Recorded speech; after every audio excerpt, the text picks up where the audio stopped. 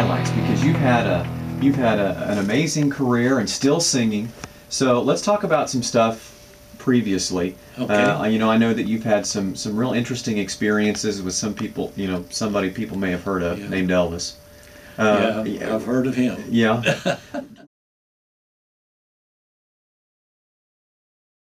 It came about in Columbus, Ohio in 1974. I believe it was, let's see, May, I can't think. It's June the 25th, if I'm not mistaken. Okay.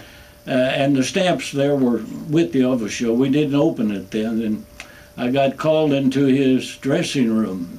He came in at halftime at the intermission time, and he handed me a box. I knew what it was because you could see the shape of the box. Knew what it was. I got to shaking. He took it out of my hands, took it out, took the necklace off, put it around my neck, hugged me, and said, "Welcome to the family." So what did the necklace look like? What did it say, and what's the significance of it? It's got a TCB with the lightning bolt. TCB with the lightning bolt. Yeah. And what's the significance of that? Well, it's members of his family with the show was the ones that got it. Some did, some didn't.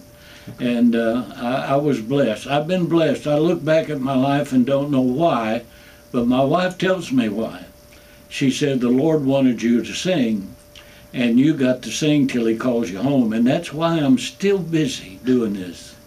Now, related to that necklace, I mean, isn't that also a logo that you still see on some of the memorabilia, and I think it's even on the plane? Yeah, and you can buy the TCB now. Okay. You know, but so did you take care of business at some point? I did.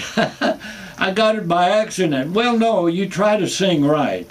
I know the first program I ever did with Elvis, it was in San Bernardino, California, and I had to learn my part. Well, J.D. called me to fill in for a baritone spot until he could hire somebody.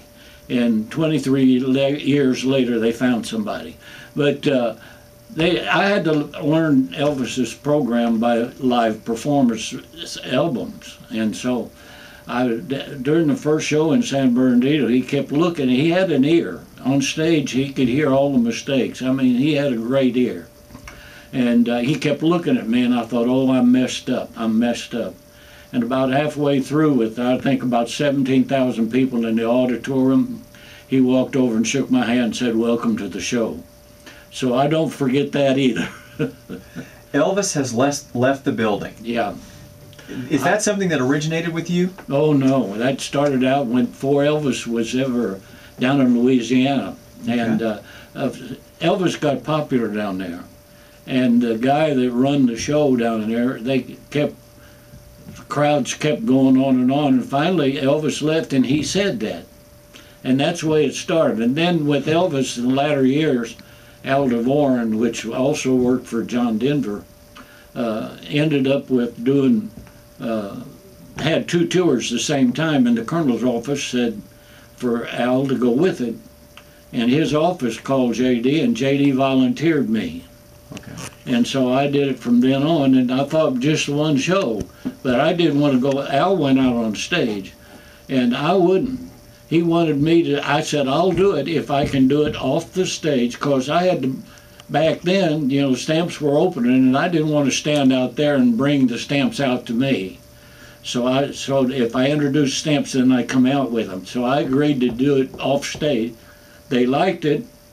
Next tour we made, we got on the airplane, and Felton Jarvis, which was kind of head of us here in Nashville, he said, "You're the official Elvis Presley announcer. The Colonel liked the way you did it." So I did it until he died. So can you give me a taste of it? Yeah. It was quite a statement, I'd say. "Ladies and gentlemen, Elvis has left the building. Thank you and good night." I love that. I love